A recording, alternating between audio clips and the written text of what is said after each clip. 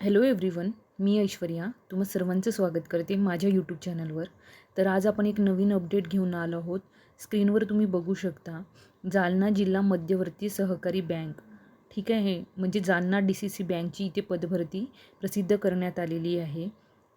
यामध्ये तुम्हाला त्यांची वेबसाईट देण्यात आलेली आहे. आणि आता यामध्ये कोण इलिजिबल आहे, एक्झाम पॅटर्न कसा असणार आहे, एक्झाम फीज काय असणार आहे, किती पदं आली आहेत, मग काय आहे, याबाबतीत आजच्या आपल्या व्हिडिओमध्ये आपण डिटेलमध्ये चर्चा करणार आहोत. चला तर मग व्हिडिओला सुरुवात करूया आणि जाणून घेऊया संपूर्ण माहिती. स्क्रीनवर तुम्ही बघू शकता, यामध्ये तुम्हाला सुरुवातीच्या पेजमध्ये महत्त्वाच्या तारखांचा तपशील देण्यात आलेला आहे. म्हणजे जसं की संकेतस्थळावर अर्ज भरणे दिनांक 7/7/2026 ते 18/7/2026 पर्यंत तुम्हाला अर्ज करायचा आहे. आणि परीक्षा शुल्क जर 18/7 हीच परीक्षा शुल्क भरायची शेवटची तारीख असणार आहे, ठीक आहे. त्यानंतर पुढे बघू शकता, ऑनलाईन परीक्षेची दिनांक तुम्हाला बँकेची जी वेबसाईट देण्यात आली आहे तिथे तुम्हाला हा प्रसिद्ध करण्यात येईल, ठीक आहे. आणि 7 ते 10 दिवसाआधी तुम्हाला जे एक्झामचं हॉल तिकीट आहे ते तुम्हाला डाउनलोड करण्याची एक विंडो ओपन करून देण्यात येणार आहे, ठीक आहे. म्हणजे 7 ते 10 दिवसापर्यंत तुम्हाला माहिती होईल की आपले एक्झाम आहे आणि त्या दिवसाआधी तुम्हाला तुमचे प्रवेशपत्र हे उपलब्ध करून दिलं जाणार आहे. कागदपत्र पडताळणी व मुलाखतीस बाबतीतसुद्धा, म्हणजे एक्झाममध्ये तुम्हाला मुलाखत घेण्यात येणार आहे, हे यावरून प्रसिद्ध म्हणजे क्लिअर झालेलं आहे, ठीक आहे. आता बघा, आपण बऱ्याचशा DCC बँकच्या ॲडव्हर्टाईजमेंट बघितल्या आहे, पण यामध्ये काही महत्त्वाचे आणि खूप चांगले पदं इथे आले आहेत. काही ठिकाणी आपण शिपाई आणि फक्त कारकून किंवा क्लर्क या पदाकरिताच आपण अर्ज बघितले होते, पण यामध्ये काही विशिष्ट वेगळे पदं इथे उपलब्ध झालेले आहेत. जसं व्यवस्थापकचं पद आहे, यामध्ये फक्त एक जागा आहे, ठीक आहे. तर तुम्ही बघू शकता, पुढे आहे सहाय्यक व्यवस्थापक, यामध्ये सुद्धा एक पद आहे, ठीक आहे. नंतर आहे बँकिंग ऑफिसर, यासाठी 2 पदे आहेत.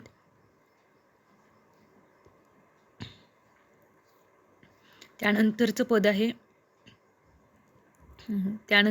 आहे बँकिंग ऑफिसर, यामध्ये एकूण 11 पदे आहेत. तुम्ही बघू शकता आपल्या कॅटेगरीला जागा आहे का, त्या अकॉर्डिंग तुम्हाला फॉर्म भरायचा आहे, ठीक आहे. नंतर आहे 55 पदे समांतर आरक्षणासाठी, 55 पदे लिपिक पदासाठी आहे. लिपिक म्हणजे अतिशय महत्त्वाचा हा जो पद आहे, क्लर्क या पदाकरिता सर्वाधिक अर्ज येतात आणि त्यासाठी तुम्हाला एकूण 55 जागा आहेत, ठीक आहे. पुढे बघू शकता, आता आपण सगळे पदं बघितले आहेत. आता त्यांच्यासाठी लागणारी शैक्षणिक अर्हता बघू शकतो आपण. जो सुरुवातीचा व्यवस्थापकाचा पद आहे, यामध्ये तुम्हाला 21 वर्ष ते 45 वर्षापेक्षा एज जास्त नसावी. आवश्यक शैक्षणिक अर्हता बघा, अर्जदार भारतातील मान्यताप्राप्त सरकारी UGC विद्यापीठातून वाणिज्य शाखेतील पदव्युत्तर सनदी लेखापाल, MBA finance, MSc computer, ME computer 50% गुणासहित पदवीधर उत्तीर्ण असावा. तसेच त्याच्याकडे MACAT किंवा तत्सम शासनमान्य परीक्षा उत्तीर्ण असणे आवश्यक आहे, ठीक आहे. तुम्ही अशा प्रकारे शैक्षणिक अर्हता बघितली आहे. दुसरं सहाय्यक व्यवस्थापकचं जो पद आहे, यामध्ये तुम्ही बघू शकता, अर्जदार भारताचा नागरिक असावा. UGC विद्यापीठातून वाणिज्य शाखेतील पदव्युत्तर सनदी लेखापाल, MBA फायनान्स, म्हणजे हे स्लॅशमध्ये आहेत, म्हणजे तुम्ही बघू शकता हे, किंवा म्हणजे तुम्ही एकदा MBA फायनान्स असेल तरी चालेल, MSc कम्प्युटर असेल तरीही चालेल, ME कम्प्युटर असेल 50% गुणासहित तरीही चालेल, पण तुम्हाला MACAT असणे आवश्यक आहे, ठीक आहे. पुढचा जो बँकिंग ऑफिसर आहे, यामध्ये सुद्धा UGC विद्यापीठातून वाणिज्य शाखेतील पदवी सनदी लेखापाल, MBA फायनान्स, MSc कम्प्युटर, ठीक आहे, अशा प्रकारची जी आणि MACAT सर्टिफिकेट तुम्हाला लागणार आहे, ठीक आहे. आणि हे यामध्ये अनुभवसुद्धा आहेत बघा. जर सुरुवातीचं पद बघा तुम्ही, यामध्ये उमेदवार जो बँकिंग क्षेत्रातील उच्च व्यवस्थापन श्रेणीमध्ये किमान 5 वर्ष कामकाजाचा अनुभव किंवा बँकिंग क्षेत्रातील अधिकाराचा पदाचा 5 वर्षाचा अनुभव असणे आवश्यक आहे, ठीक आहे. म्हणजे तुम्हाला बँकिंगचे जे सॉफ्टवेअर आहेत ते सुद्धा येत असणे आवश्यक आहे.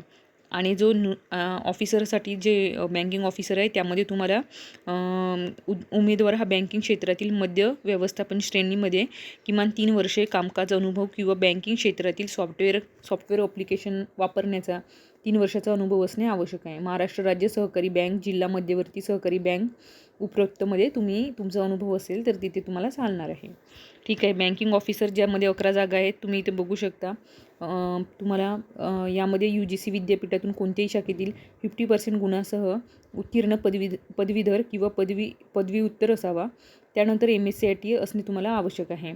त्याचसोबत तुम्हाला यामध्ये उमेदवार हा बँकिंग क्षेत्रातील कनिष्ठ व्यवस्थापन श्रेणीमध्ये किमान 2 वर्ष कामकाजाचा अनुभव किंवा बँकिंग क्षेत्रामधील 2 वर्ष कामकाजाचे म्हणजे तुम्हाला बँकिंग सॉफ्टवेअर ॲप्लिकेशन्सची तुम्ही यूज टू असणे आवश्यक आहे. ठीक आहे. आणि वेगवेगळ्या 3 वर्षाचं म्हणजे बँकिंग क्षेत्रातल्या लिपिक पदावर असेल तर तुम्हाला 3 वर्षाचा अनुभव असणे आवश्यक आहे. आता महत्त्वाचा आपला जो आहे सर्वाधिक उमेदवार ज्या पदाची वाट बघत असतात ते म्हणजे कारकून. यामध्ये तुम्हाला सहसा तुम्हाला एक्सपिरियन्सची गरज नसते. आता यासाठी तुम्ही जाणून घ्या की काय एज्युकेशन क्वालिफिकेशन लागणार आहे. अर्जदार भारतातील मान्यताप्राप्त सरकारी UGC विद्यापीठातून कोणत्याही शाखेतील पदवीधर किंवा पदव्युत्तर असावा आणि त्याच्याकडे MSc IITचं सर्टिफिकेट असणे आवश्यक आहे. म्हणजे तुम्हाला बघा त्यामध्ये तुमचं एज्युकेशन कशात असेल BCom, MCom, BE computer, BSc computer, BSc अशा प्रकारचे तुमचे एज्युकेशन असण्याला प्राधान्य देण्यात येईल. ठीक आहे. असं लिहिलं आहे तिथे प्राधान्य म्हणून. आणि यामध्ये उमेदवार जो आहे 21 वर्ष पूर्ण असावा आणि 38 वर्षापेक्षा जास्त वयाचा तो नसावा. ठीक आहे. आणि राखीव जे राहणार आहेत ते अराखीवसाठी मी आता जी 21 ते 38 हे अराखीवसाठी आहे आणि जे राखीव गटात मोडतात त्यांच्यासाठी 21 वर्ष तर 43 वर्षपेक्षा एज जास्त नसावी. बँकिंग क्षेत्रामधील सॉफ्टवेअर ॲप्लिकेशन वापरण्याचा अनुभव असल्यास प्राधान्य दिले जाईल. जर एखाद्या व्यक्तीकडे जर तुमच्याकडे एक्सपिरियन्स असेल तर तुम्हाला त्यामध्ये प्राधान्य दिलं जाईल असं क्लिअरली इथे मेन्शन करण्यात आलेलं आहे. तर ही खूप महत्त्वाची गोष्ट आहे.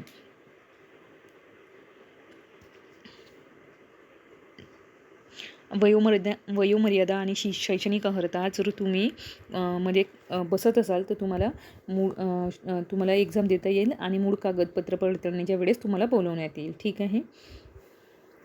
अशा प्रकारे तुम्हाला इथे देण्यात आलेलं आहे. ठीक आहे. जसं बघा तुम्ही सुरुवातीला प्रोहिबिशन पिरियडमध्ये असणार आहे त्यावेळेस तुम्हाला काही म्हणजे जी अमाऊंट देण्यात येणार आहे ते इथे लिहिण्यात मासिक किती वेतन तुम्हाला देण्यात येईल ते मानधन म्हणून देतात ते तिथे क्लिअरली मेन्शन करण्यात आलं आहे. मानधनचं किती असेल ते इथे देण्यात आलेलं आहे 3 वर्षासाठी. ठीक आहे. 3 वर्षासाठी तुम्हाला प्रोहिबिशनरी तुमची नेमून दिले जाईल. ठीक आहे. त्यानंतर जे पगार बघा तुम्ही यामध्ये तुम्हाला पेमेंटमध्ये सुरुवातीच्या काळामध्ये दिला जाणार आहे दरमहा एकूण पगार. ठीक आहे. त्यासाठी तुम्हाला महत्त्वाचे डॉक्युमेंट लागणार आहेत. डोमिसाईल लागणार आहेत. आता सगळ्यात महत्त्वाचं म्हणजे हा पॉईंट. आता मी तुम्हाला एक पॉईंट दाखवते. यामध्ये तुम्ही बघू शकता. आलं लक्षात तुम्हाला. यामध्ये तुम्हाला दिसत असेल की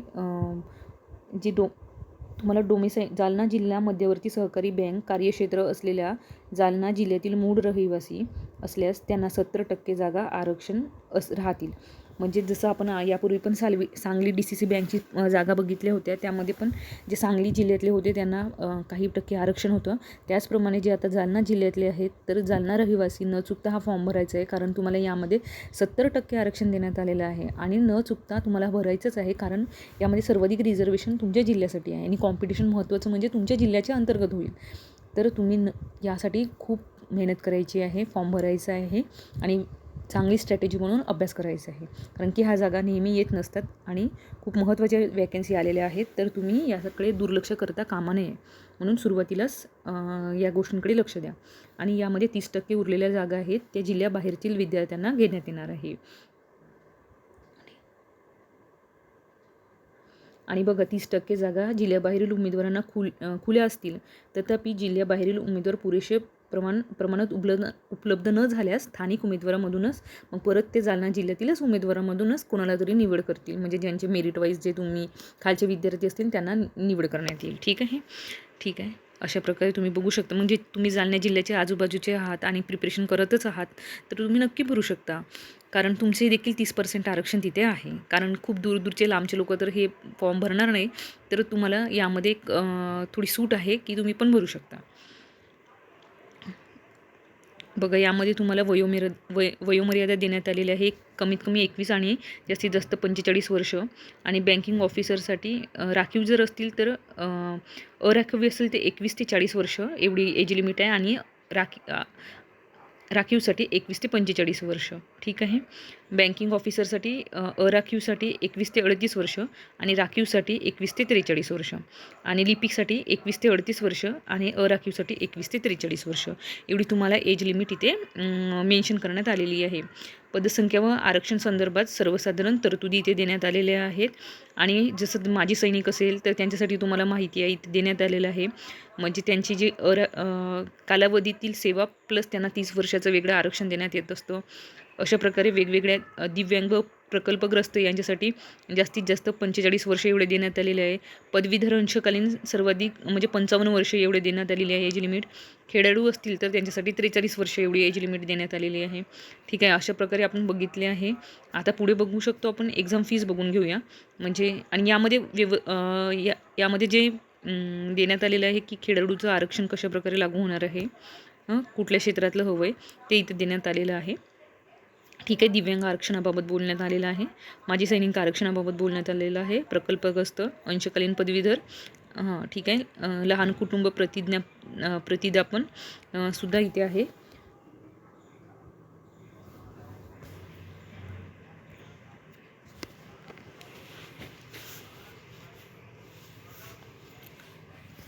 पुढे आपण एक्झाम फीस जाणून घेऊया.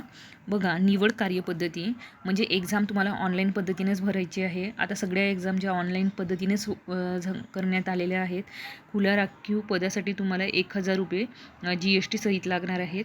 आणि मागासवर्गीय राखीवसाठी मागासवर्गीय आहेत जी कॅटेगरी त्यांच्यासाठी 800 रुपये फीज एवढी लागणार आहे. माजी सैनिकांसाठी परीक्षा शुल्क माफ राहील. आणि जे दिव्यांग कॅटेगरी आहे त्यांच्यासाठी देखील परीक्षा शुल्क हे माफ असणार आहे. परीक्षा शुल्क नॉन रिफंडेबल असणार आहे. परीक्षा शुल्क कोणत्याही परिस्थितीत तुम्हाला परत केली जाणार नाही आहे. एकदा का तुम्ही पेमेंट केलं आहे तर ते तुम्हाला रिफंड होणार नाही आहे. परीक्षेत उत्तीर्ण होण्यासाठी किमान गुणांची अर्हता प्राप्त करणे आवश्यक आहे. म्हणजे व्यवस्थापक आहे, तुमच्या जेवढ्याही गुणांची एक्झाम होणार आहे त्यापैकी तुम्हाला 40% गुण असणे आवश्यक आहे. ते प्रत्येकच पदासाठी जसं सहाय्यक व्यवस्थापक, बँकिंग ऑफिसर नंबर क्रमांक 1 आणि बँकिंग ऑफिसर नंबर 2 आणि कारकून या सर्वाधिक पदासाठी 40% जागा इथे म्हणजे 40% मार्क तुम्हाला असणे आवश्यक आहे जेवढ्या मार्काची तुमची एक्झाम असेल त्यापैकी. नकारात्मक गुण पद्धतीचा अवलंब राहील. निगेटिव्ह मार्किंग पद्धतीचा अवलंब राहील. चुकीच्या प्रत्येक गुणाला 1/4 एवढे मार्क कमी केल्या जातील. म्हणजे तुम्ही बघू शकता निगेटिव्ह मार्किंग असणाऱ्या एक्झाममध्ये तर बाकी सरळ सेवनसारखं तुम्ही सरसकट फॉर्म भरून टिक करून यायचं नाही आहे. तर विचार करून समजूनच तुम्हाला टिक करायचं आहे, कारण की यामध्ये निगेटिव्ह मार्किंग आहे. तर हा एक महत्त्वाचा भाग आहे. ठीक आहे. ऑनलाईन परीक्षेत गुणांच्या गुणानुक्रमे उपरोक्त नमूद उमेदवारांच्या पदसंख्येच्या एकाच 30 अशा गुणांनुसार तुम्हाला मुलाखतीला बोलवण्यात येणार आहे. 1/3 रेशोमध्ये तुम्हाला मुलाखतीला बोलवण्यात येणार आहे. आफ्टर द प्रिलिमिनरी एक्झामिनेशन त्यानंतर तुमची मुलाखत होईल. ठीक आहे. मुलाखत जी असणार आहे ती 10 गुणांची राहणार आहे. ठीक आहे. आणि मुलाखत आणि तुमचे हे सगळे मार्क पकडूनच तुम्हाला अंतिम यादी लावेल आणि मग तुम्हाला मेरिटनुसार तुम्हाला तुमचे जॉब ऑफर लेटर मिळेल. आणि कुठल्याही अर्ज भरताना कुठल्याही अडचणी आल्या तर तुम्हाला इथे 2 नंबर दिसून राहिले असेल. या नंबर आणि या वेबसाईटला तुम्हाला व्हिजिट करायचं आहे. भरताना कुठलेही डॉक्युमेंट रिलेटेड क्वेरी येऊ दे की कुठलीही अडचण आली तर तुम्ही या नंबरवर कॉल करून थेट त्यांना विचारू शकता. ठीक आहे. अशा प्रकारे आपण संपूर्ण जाहिरात आपण बघितलेली आहे. सगळ्या गोष्टींचा काही डाऊट असेल तुम्हाला तर तुम्ही कमेंट बॉक्समध्ये नक्की सांगू शकता. ठीक आहे. आणि हो, अशाच महत्त्वपूर्ण अपडेटसाठी चॅनलला लाईक, शेअर, सबस्क्राईब करायला अजिबात विसरू नका.